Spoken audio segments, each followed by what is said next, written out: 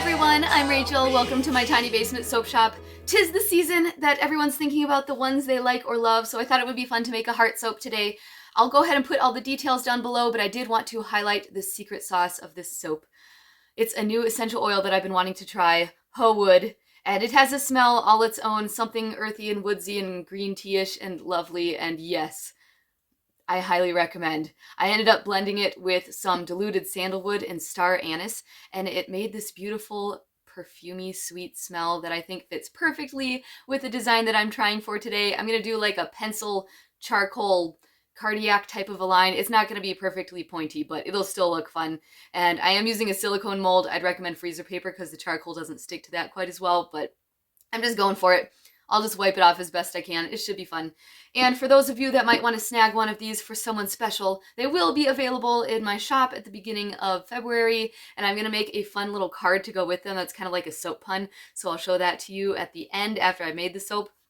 I'm going to go ahead and tie my hair back and get some eye protection on. Let's get started. L-O-V-E L-O-V-E